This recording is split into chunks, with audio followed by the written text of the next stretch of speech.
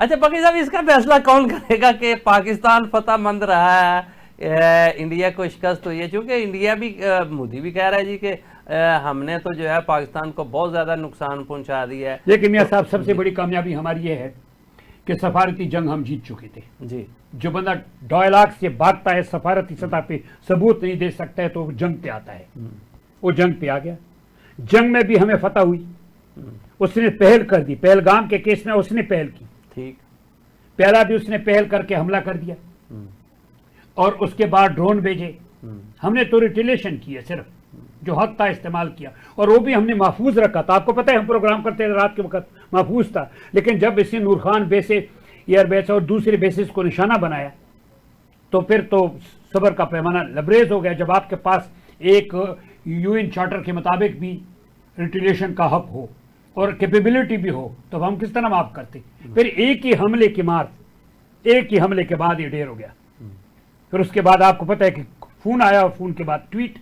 अच्छा बंगी साहब, एक बात की मुझे समझ नहीं लगती कि ये झूठ पे झूठ क्यों बोले जा रहे हैं।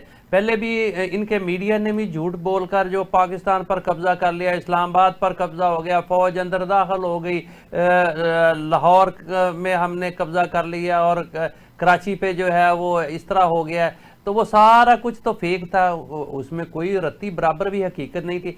अब फिर मोदी जो है वो वही जुबान इस्तेमाल कर रहा है, उसी किस्म के बयान दे रहा है। तो इसका फैसला किसने करना है कि कौन जीता है कौन हारा है? देखिए जी, अब मैंने जैसे अर्ज किया कि डिप्लोमेटिक जंग अभी भी जारी है। अब हमें चाहिए कि हम अपना एजेंडा तैयार करें। पहली बात तो यह है कि कश्मीरियों का मामला है, ये हमारा मामला है, लेकिन फर्स्ट पे कश्मीरी है।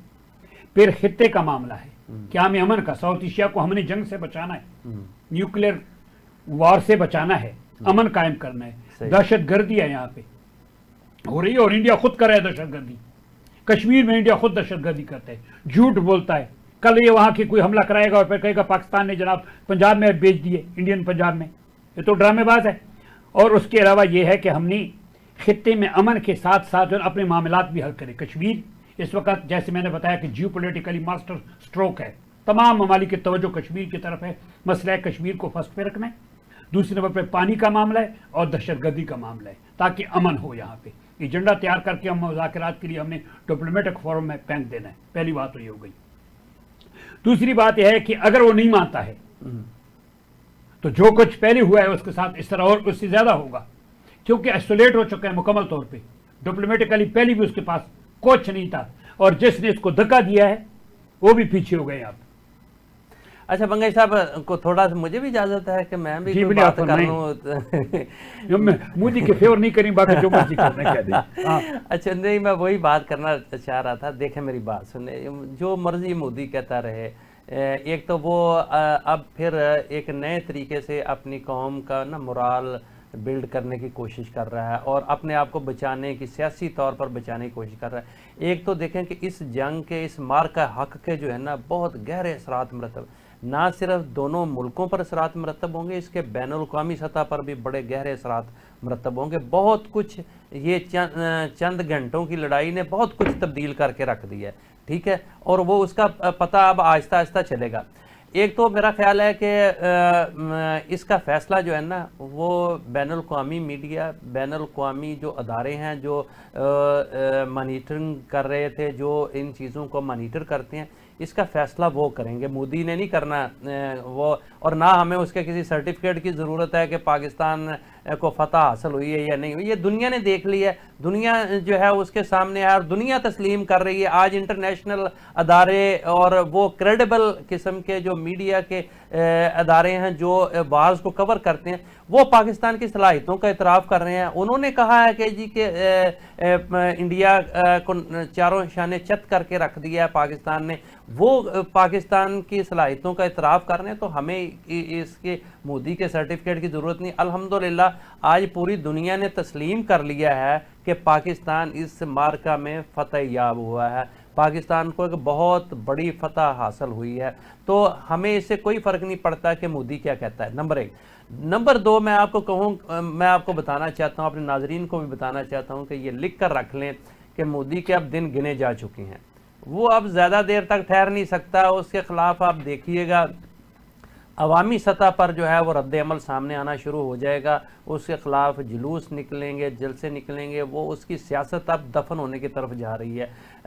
और बहुत जल्द मुझे तो यकीन है कि आइंदा आने वाले 5-6 माह में जो है मोदी का तख्त से तख्ता हो जाएगा और उसके खिलाफ अदम इत्माद आए, उसको उसकी पार्टी के अंदर से जो है वो उसको इस्तीफ़ा देने पर मजबूर कर दिया जाए, कुछ भी हो सकता है। लेकिन वहाँ एक अब क़यादत की तब्दीली जो है वो लाजमी हो चुकी है, क्योंकि शिकस्त जो होती है ना वो उसको संभाला देना बहुत मुश्किल काम होता है। और मोदी बहुत बुरी तरह फ्लॉप हुआ है, बहुत बुरी तरह इंडिया को शिकस्त हुई है, वो अब मुंह दिखाने के काबिल नहीं रहा। वो जितने मर्जी ढकोसले बना ले, जो मर्जी वो नैरेटिव बनाने की कोशिश करे, लेकिन हकीकत ही होती है वो उनके अवाम भी मुतमईन होने को तैयार नहीं।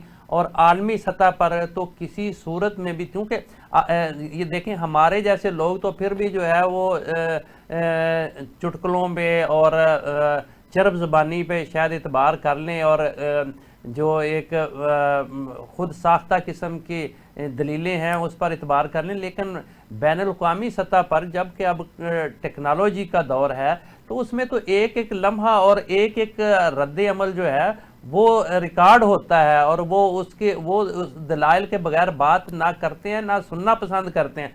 तो उसमें उनको मुतमिन करना जो है वो इतना आसान काम नहीं है। तो ना तो आलमी सतह पर जो है वो इनका अब ये गलत बयानियाँ चल सकता है, इनका झूठ चल सकता है। तो मेरा ख्याल है कि पाकिस्तान को इस पर जो है मोदी की गुफ्तगू पर ज़्यादा तवज्जो देने की ज़रूरत नहीं। बैनुल-अक़वामी मीडिया और बैनुल-अक़वामी अदारे जो हैं, मेरा ख्याल है कि वही इसके लिए काफ़ी हैं, इसका जवाब वो खुद देंगे कि और बिलाशुबा पाकिस्तान के सलाहियतों का इतराफ़ जो है वो सरेआम हो रहा है, उसमें किसी शक और शुबे की बात नहीं।